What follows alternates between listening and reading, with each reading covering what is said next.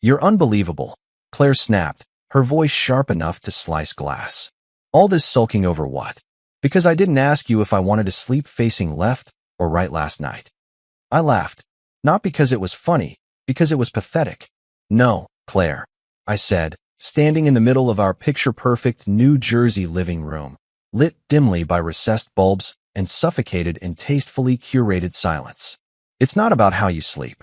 It's about how you never look at me anymore unless I've done something wrong. Claire folded her arms, lounging back on the gray sectional like a queen on a throne. You're too sensitive, Nathan. Always have been. There it was. That little line she dropped every time I dared feel anything. I rubbed the back of my neck, trying to keep my tone even. You know what I miss? When we used to sit on this couch and actually talk, like two people who liked each other. Now it's like I live with a fog. She scoffed, pushing her perfectly straightened hair behind one ear. I'm not your therapist, Nathan. I never asked you to be, I muttered. Then, as if summoned by fate, my phone lit up on the coffee table. Claire's eyes darted to it, her expression already preloading annoyance. I reached for it. Amanda, Claire's friend, Claire's fun, vibrant, extroverted friend, Amanda.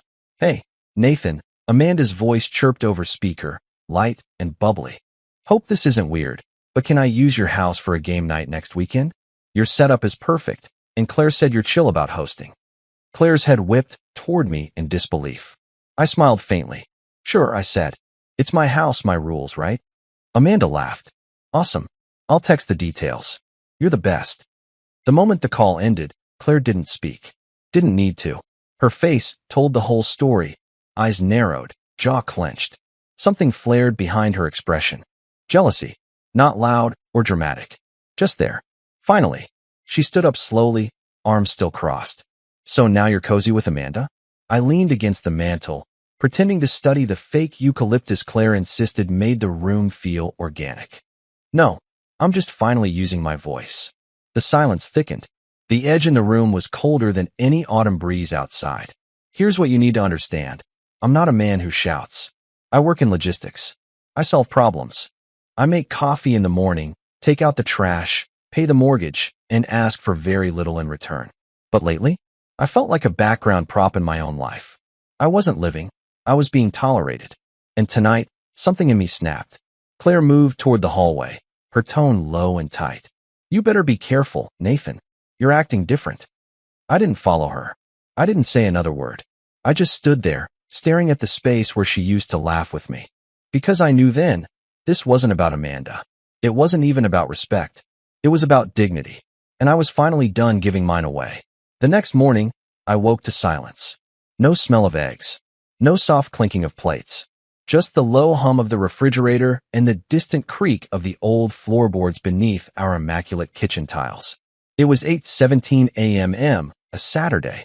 The kind of morning that used to mean blueberry pancakes and the two of us bickering playfully over syrup brands. Now, it was just cold air and empty countertops. I walked in, still groggy, expecting at least a cup of coffee waiting. Instead, I found Claire leaning against the kitchen island in one of her expensive satin robes, scrolling through her phone with a mug in hand. Steam curled lazily upward, but the smell wasn't coffee. It was peppermint tea. My chair scraped against the tile as I pulled it out. She didn't even flinch. The table was bare. I glanced at the stove. The pans were untouched. The fridge, full. My stomach growled quietly, but I ignored it. I looked at her instead. She smirked, eyes still on her phone. If this is your house, she said, cook your own breakfast. I didn't answer right away. I wanted to. God, I wanted to say something that would shatter that smug little barrier she'd built between us. But instead, I just stared at her, letting the quiet drag out long enough for her to finally glance up. Her eyes were blank, like she was daring me to react again. I stood, walked to the fridge, and pulled out a carton of eggs. Cracked 2 into a pan. Didn't speak. She set her mug down with a clink. You're really going to pretend this is normal now? I flipped the eggs without turning. No, nothing about this is normal. A pause, then the soft rustle of her robe as she leaned forward. You've been different lately. Ever since Amanda called. I chuckled under my breath. You mean, ever since I stopped waiting for you to notice me? Claire snorted. You're so dramatic. I've been consistent. You're just reacting more now. I turned, spatula in hand, and met her gaze. You don't work. You don't cook. You don't ask about my day. You don't even pretend anymore. All I've ever asked for is basic respect. That's it. She blinked. Just once. Then looked away. And that was the part that stung the most. How she didn't even try to deny it. I plated my eggs in silence and sat back down. Claire picked up her mug again and took a slow sip, eyes back on her phone like I wasn't even there. It was surreal how two people could share a roof, a bed, a life, and feel like strangers on opposite ends of a frozen ocean. I used to think love was this ever-present thing, that once you had it, it just stayed, like gravity or time. But Claire had taught me something different. Love, when ignored long enough, doesn't scream. It starves, and in its place grows something colder, something sharper. I ate slowly, the fork clinking softly against the plate. I didn't rush. I wanted the moment to stretch, just to see if she'd say anything else. She didn't. She just stood there, sipping her tea like she was alone in her own private kingdom. But I wasn't mad anymore. No, something inside me had settled. Not in defeat, but in decision. Because for the first time in years, I wasn't begging for warmth. I was watching her drink her tea and realizing I didn't need it anymore. The carpet in the therapist's office was thick and beige, the kind that muted footsteps like secrets. A Himalayan salt lamp glowed dimly on the side table. It tried to be soothing, but to me it looked like a caution light. Claire sat beside me, perfectly upright, legs crossed, ankle bouncing ever so slightly. Her lipstick was pristine, her arms folded like she was bracing for turbulence. And me? I just sat there with my palms open on my knees, staring at a woven wall hanging that looked like it belonged in a dentist's lobby. We'd never done therapy before. Not like this. Claire had booked the appointment after my silence stretched too long. Her tone had been clipped, like she was scheduling a dental cleaning. Tuesday, 6:30, be on time. The therapist's name was Dana. Mid-40s maybe, calm voice, wireframe glasses that made her seem gentler than she probably was. She listened for 15 straight minutes without saying a word. Claire did most of the talking. Correction, most of the deflecting. I just feel like he's overreacting to everything. It's like, no matter what I do, it's not enough for him. He wants some ideal version of a wife that cooks and fawns over him. And I'm sorry, I'm not that girl. Dana nodded slowly, eyes shifting toward me. Nathan, I cleared my throat. I've never asked for perfection. I've asked for presence. She stopped being in the room with me years ago. Claire scoffed under her breath. So now I'm emotionally negligent. I didn't say that. I replied calmly. But you did. That earned me a glare. Dana leaned forward, elbows on her knees. Claire, can I ask you something bluntly? Sure, Claire replied, voice dry. Do you think you're contributing to the disconnect? Or is Nathan solely responsible for the tension in your marriage? Claire blinked, visibly thrown by the directness. I think he's making things bigger than they are. Dana nodded slowly. That's not an answer. Claire exhaled sharply, as if forced to sit through a lecture. I don't see why he's so sensitive all of a sudden. He used to let things slide. And maybe, Dana said carefully, he stopped letting things slide because he's realized sliding isn't the same as loving. That shut Claire up for a full 3 seconds.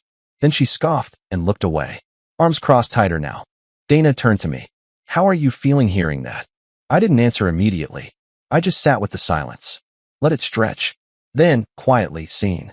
The word surprised even me. Because I did feel seen. Not by Claire. By a stranger in a warm room with books I'd never read and a ticking clock that seemed louder than anything else in my life. Claire rolled her eyes. Oh, please.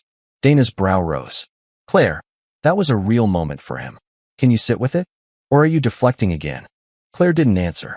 She just stared out the window like it had something better to offer. The session ended soon after that. Dana handed us both a little pamphlet about communication patterns. Claire didn't take hers. I folded mine and put it in my jacket pocket, not because I planned to read it, but because it felt like something small that still mattered. In the car, the silence was absolute. Not the angry kind, the emptier kind. The kind you use when you realize talking won't shift a single thing. At a red light, I glanced over at her. She was scrolling her phone like we'd just come from the grocery store, not a conversation about the crumbling foundation of our marriage. I wanted to ask her what she thought of what Dana said. I didn't. Instead, I looked forward again, let the steering wheel steady my hands. Because I didn't need her validation anymore. Something in that office cracked open inside me. Not anger, not hope, just clarity.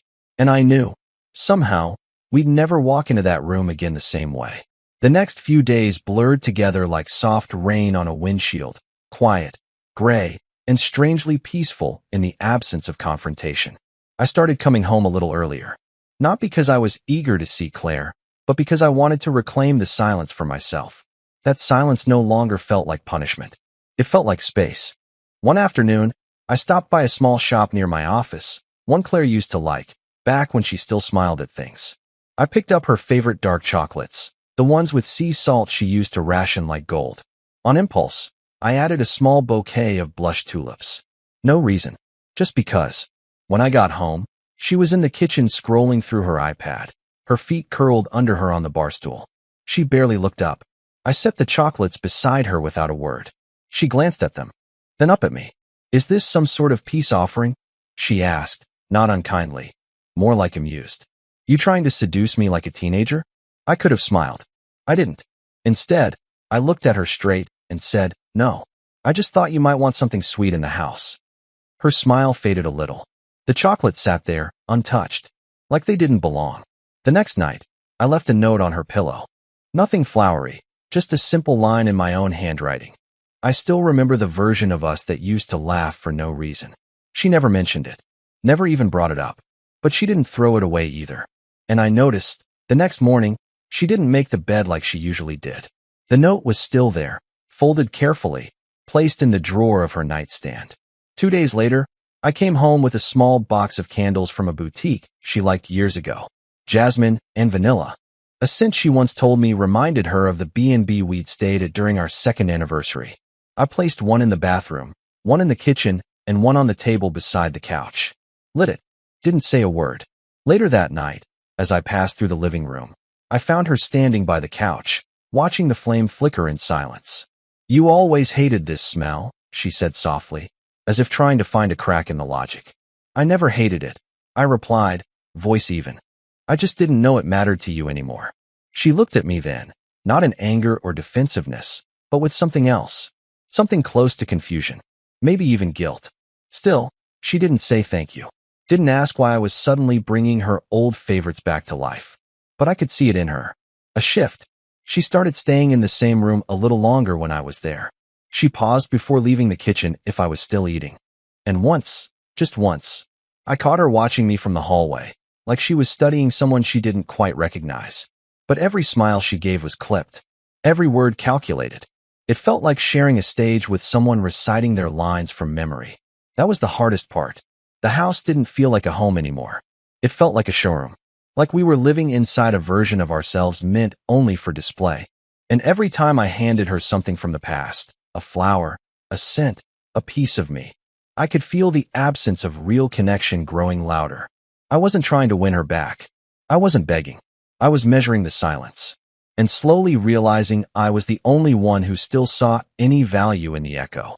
Her parents' house was just like I remembered it, impeccably decorated, like a luxury furniture catalog with no fingerprints allowed.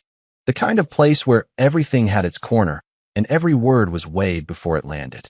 Dinner that night was supposed to be intimate, just the four of us at their long mahogany table under a chandelier that looked like it had more personality than the conversation. Claire's father, Richard, poured the wine.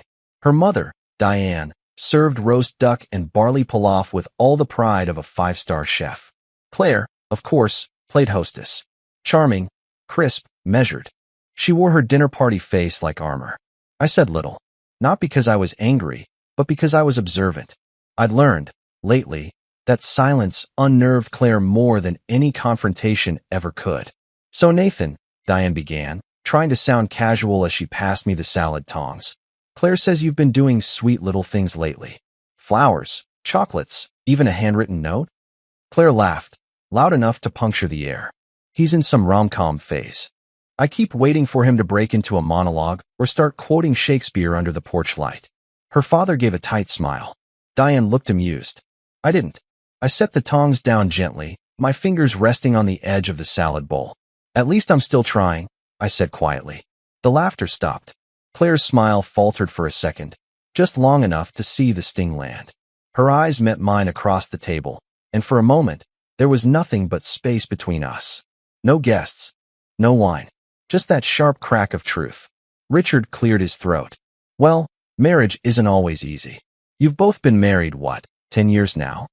11, I said. Claire refilled her glass. Diane chimed in, trying to pivot. Still, it's sweet that you're putting in the effort, Nathan. Most men don't even think to, I think, Claire interrupted.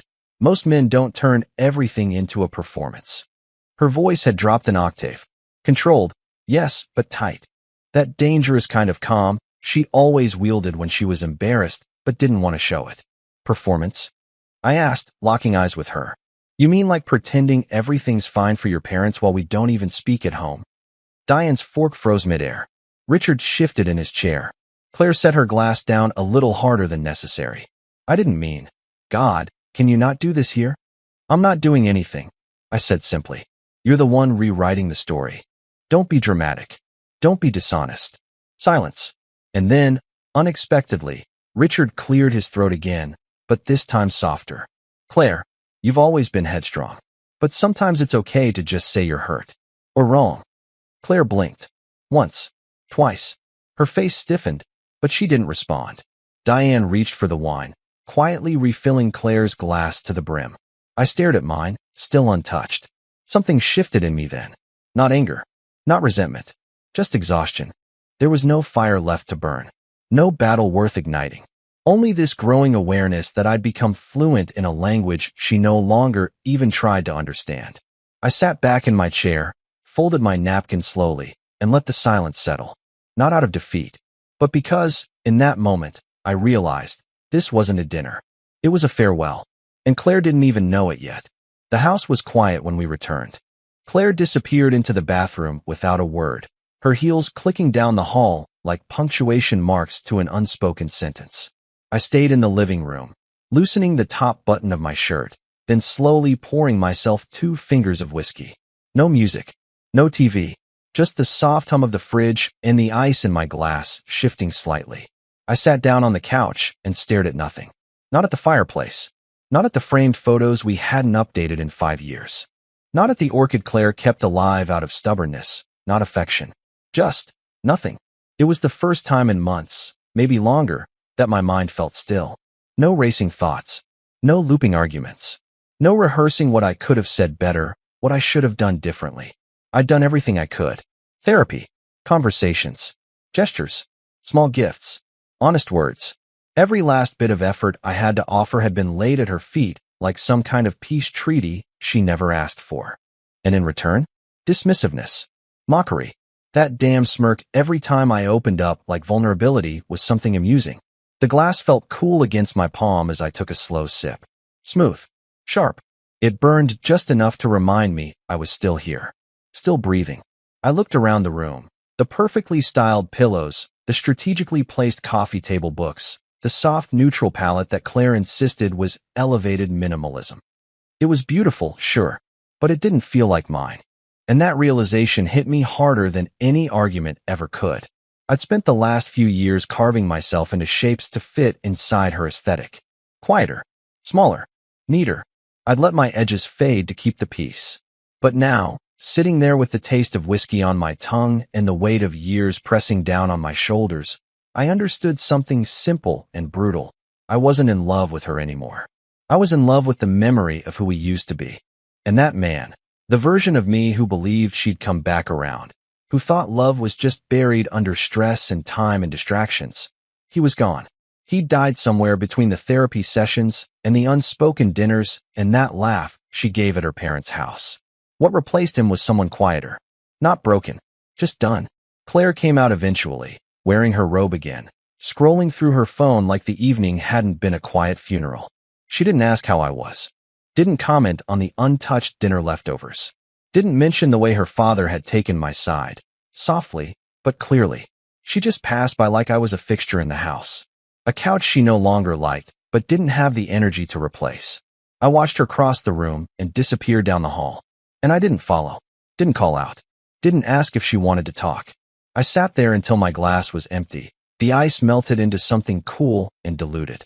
And then I leaned back into the cushions, closed my eyes, and exhaled. Not with sadness, not with regret, but with something I hadn't felt in years. Clarity. The days leading up to the game night passed like a strange rehearsal. Claire moved through the house with mechanical grace, wiping already clean counters, straightening non-existent wrinkles in the curtains, humming tunes she didn't know the words to. She didn't talk much, but when she did, her voice had that soft, exaggerated casualness that only appeared when she was pretending not to care. It was almost funny how detached she pretended to be while glancing at my phone every time it buzzed. And it buzzed often. Amanda was organizing most of the party, but she kept checking in, asking if she could bring extra folding chairs, if we had a working Bluetooth speaker, what snacks people liked. She even offered to bring a few board games. The fun, scandalous ones, she joked. Every message made Claire pause. She'd linger a second longer in the room, tilt her head as if she hadn't heard anything. But I could feel her watching. At one point, I was slicing peppers in the kitchen, prepping for a charcuterie board Amanda had suggested. Claire drifted in, leaned on the counter, arms folded. Didn't realize you were turning into a party planner. I smiled faintly. Didn't realize I needed permission. She narrowed her eyes, searching for something in my face. A crack, a cue, anything. But I gave her nothing. Who's even coming? She asked, trying to sound bored. Friends, I replied, laying out crackers. Amanda's bringing people. A few from work. A few of our old group. Claire didn't like that. Not one bit. Your friends or hers? She asked. I paused, just long enough for her to notice. She asked. I said yes. I didn't vet the guest list. Claire laughed, but it was hollow. Of course not. Why would you? She turned on her heel, started toward the hallway, then stopped and looked back. Just don't make a fool of yourself trying to be charming in front of her. The way she said her wasn't neutral. There was venom underneath. Jealousy too, which meant something had cracked. And I didn't say a word. I just went back to the cheese. Later that afternoon, I was sweeping the living room when Claire reappeared. She'd changed into yoga pants and a sweatshirt, hair pulled into a messy bun. Casual. Pretty even. But her eyes were calculating. I thought you hated cleaning, she said, watching me work the broom. I didn't look up. I like a clean space when people come over. Oh, so now we care what people think. I leaned the broom against the wall, finally meeting her gaze. I care about what I think. That landed harder than anything else I could have said. She didn't have a comeback for it. She just stared at me, as if seeing me for the first time in a while, and realizing she didn't recognize the man in front of her. By the time Saturday rolled around, the house was spotless. Music was queued up on the speaker, light background stuff, the kind Amanda liked. I'd stocked the fridge with wine, soda, and craft beers. Chips were poured into ceramic bowls, dips arranged in perfect little spirals. And through it all, Claire stayed quiet, watching. She lingered near the entryway, texting someone, not even pretending to help. But every few minutes, she'd glance toward the door, toward me, toward what was happening without her. When Amanda finally arrived, breezing in with a bright smile and a tray of brownies, she threw her arms around me. You're the best for hosting, she beamed. This place is perfect. I smiled, returning the hug without a second thought. And over Amanda's shoulder, I caught Claire watching us from across the room. She didn't speak, but her eyes said everything. By 8 o'clock, the doorbell was ringing every 10 minutes. Amanda floated through the living room like she owned the night, laughing easily, accepting hugs, waving off compliments about her brownies like she hadn't baked them 3 times to get them right. Claire remained on the periphery, poised but withdrawn, nursing a glass of red wine she hadn't sipped in 20 minutes. She didn't offer drinks. She didn't welcome anyone. She just watched. Watched me greet each guest with a warm smile. Watched as people complimented the playlist, the snacks, the setup. Watched Amanda nudge me every so often and whisper jokes that made me laugh without thinking. The kind of effortless fun Claire hadn't shared with me in years. I wasn't performing. I wasn't posturing. I was just present. And it showed. Someone turned on the string lights in the backyard, and a group spilled out onto the deck with drinks and cards. Inside, laughter bounced off the walls, bouncing louder with each new arrival. I found myself relaxing, bit by bit, as though the air itself had changed. Claire moved to the edge of the kitchen island, perching there like a sculpture, cool, curated, and still. Lot of people, she murmured as I passed by with a tray of fresh glasses. That's what happens at parties, I replied, setting them down without missing a step. She smirked faintly. Didn't realize Amanda had such a fan club. I turned, slowly. They're not here for Amanda. She blinked, just once. That quiet hit her differently. It wasn't a blow. It was erosion. A soft, consistent reminder that the world didn't orbit her anymore. The front door swung open again, and a tall guy with dimples and a booming voice entered with 2 cases of sparkling water and a board game the size of a microwave. Nate said you're the king of code names, he said, clapping me on the shoulder. Hope you're ready. I chuckled. Always. Amanda appeared behind him, grinning. Told you he'd be game. Claire's wine glass twitched in her hand. She hadn't blinked in almost 30 seconds. I caught her looking at Amanda's hand still resting casually on my arm. Amanda noticed too, and she didn't move it. For a moment, Claire looked like she was going to say something. Her mouth opened slightly, then closed again. Instead, she turned back to her wine with sudden intensity, swirling it in the glass like she was performing for no one in particular. I moved through the evening like a host with a purpose. I offered drinks, refreshed trays, laughed at the right moments. But beneath it all, I kept catching those glances from Claire, those flashes of something she wasn't used to feeling. Insecurity, envy, loss. The night grew warmer. Inside, the house buzzed with soft music and rising voices. Amanda turned up the dimmers, casting golden shadows against the walls. Someone was talking about switching to party games. Claire stood abruptly and walked to the kitchen. You know, she said, tone light but sharp, for someone who was emotionally neglected, you're quite the social butterfly. I leaned against the counter. It's easier when people actually want to hear you. Claire set down her glass a little too hard. You know what? I hope she's worth it. I tilted my head. Amanda? I didn't say her name. You didn't have to. She folded her arms. You're playing a dangerous game. No, I said calmly. I'm just finally playing by the same rules. The room buzzed behind us, laughter swelling. And in the quiet that stretched between us, Claire looked more alone than I'd ever seen her. The curtain hadn't risen yet, but she knew the performance wasn't hers anymore. The living room was a low hum of excitement now. Half a dozen people circling the coffee table, laughter bouncing off the walls. Candles flickered in their holders. The air smelled like cinnamon snacks and the faint cologne of too many guests in one space. Amanda sat cross-legged on the floor beside me, flipping through the game cards, her laughter contagious. Nate was across from us, beer in hand, grinning like an overgrown kid. Everyone seemed to be losing track of time. Everyone, except Claire. She hovered at the edge of the room like a guest in her own house, still in that same burgundy dress she'd changed into mid-evening. Tight, elegant, dramatic. A statement piece. But no one had asked for a statement. Not until now. We were halfway through a daring version of Truth or Dare. Amanda's idea, of course. Lighthearted enough, nothing humiliating. A few silly confessions. Some laughs. Then came her card. Claire.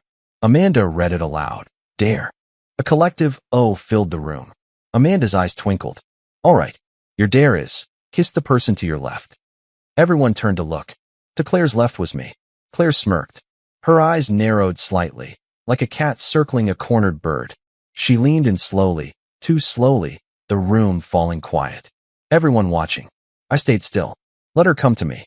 Her lips were inches away when she stopped, lips curling upward with smug satisfaction. Actually, she said, voice syrupy, never mind. You're not worth it. And she sat back. The air shifted.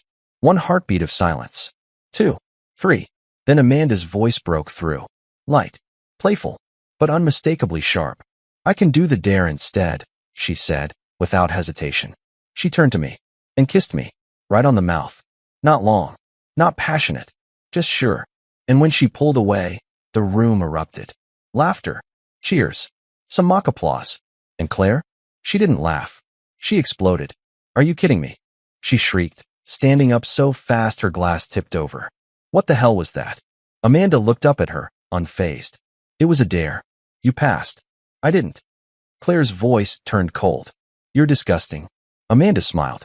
You're jealous. That was it. The spark.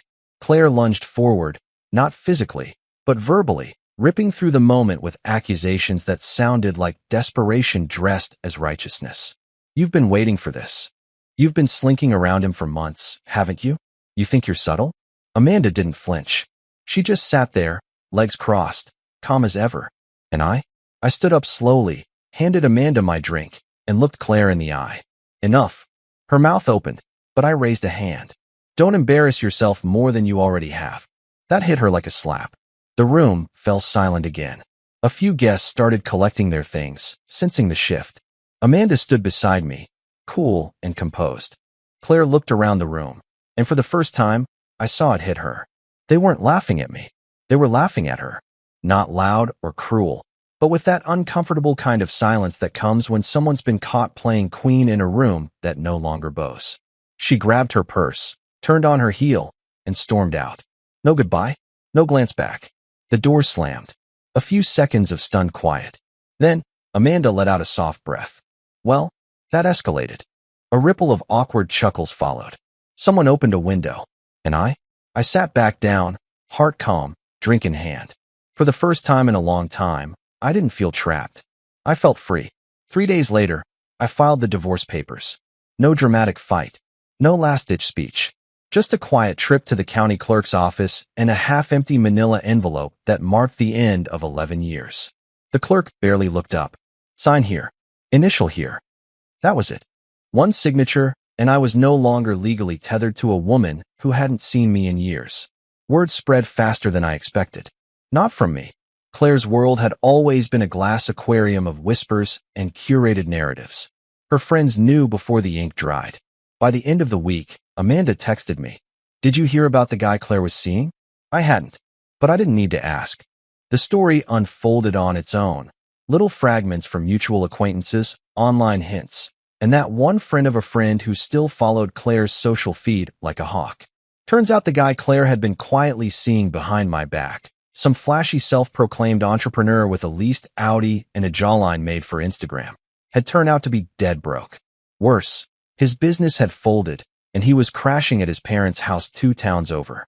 And now Claire was too, living in their basement, allegedly. No car, no job, no curated kitchen island. Amanda said it with a mix of disbelief and pity, but I just nodded. Not out of cruelty, not satisfaction, just detachment. I didn't gloat. Didn't laugh, didn't care, because this wasn't about karma. It was about peace. And for the first time in a very long time, I had it. I spent the following days in a rhythm that felt quietly revolutionary. I moved the furniture around, not a lot, just enough to make the space feel different. Mine. I packed away the throw pillows Claire had insisted on and bought 2 new ones that didn't match the couch. I deleted the playlists she made and filled my speakers with jazz and instrumental blues. I cooked for myself, not out of necessity, but enjoyment. I even added some fresh herbs to the kitchen windowsill. No one was there to notice. And that was the point. I wasn't performing for anyone anymore. I wasn't trying to be seen. I was building something from the ground up, brick by brick, with no one else's hands in the mortar. The text from Amanda slowed down, but never stopped. She never overstepped. Never asked for anything. Just little check-ins. You surviving the paperwork hell? Your charcuterie leftovers are still unmatched. Miss the smell of those ridiculous candles yet? Sometimes I replied. Sometimes I didn't. But always I smiled. And every night, I sat on that couch. The same one that once held arguments in silence and sidelong glances, and let the quiet settle around me. Not lonely. Not hollow. Just still. And in that stillness, I found something I hadn't felt in years. Not revenge. Not closure. Just ownership. Of my life. My space, my dignity, and I wasn't planning to give it away ever again. It was a Thursday night, cool, crisp, the kind of evening that hinted at fall without fully committing. I'd just lit the porch light when I heard the knock. 3 short taps. When I opened the door, Amanda was standing there, bundled in a long coat, cheeks slightly pink from the chill. She held a bottle of red in one hand and a nervous smile in the other. Peace offering, she said, holding up the bottle. Or maybe an apology. Or both. I leaned against the frame, arms crossed. For what? For ruining your marriage, she said, only half joking. I wasn't trying to be the girl who blew everything up at your game night. I didn't answer right away. Just looked at her. The same Amanda who used to be Claire's sparkly, harmless friend.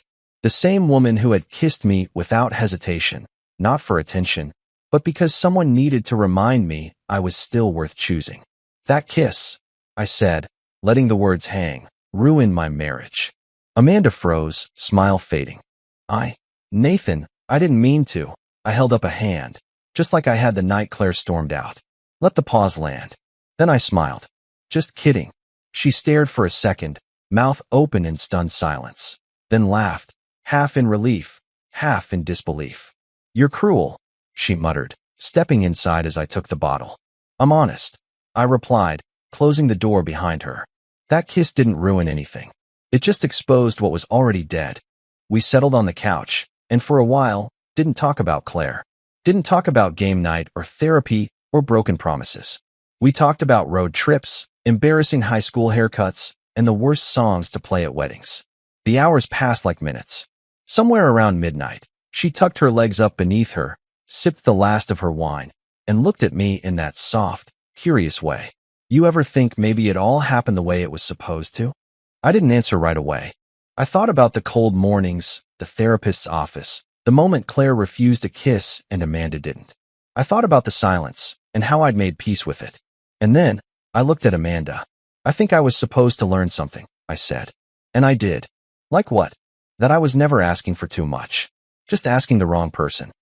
Amanda blinked, slowly, and smiled. It wasn't flirty. It wasn't grand. It was real. We didn't kiss again that night. We didn't fall into each other like a scene from a movie. We just talked, laughed, sat in that familiar living room, changed not by design, but by truth. And for the first time in a very long while, I didn't feel like I was waiting for someone to love me back. I felt like a man standing on his own ground. Whole, clear, free.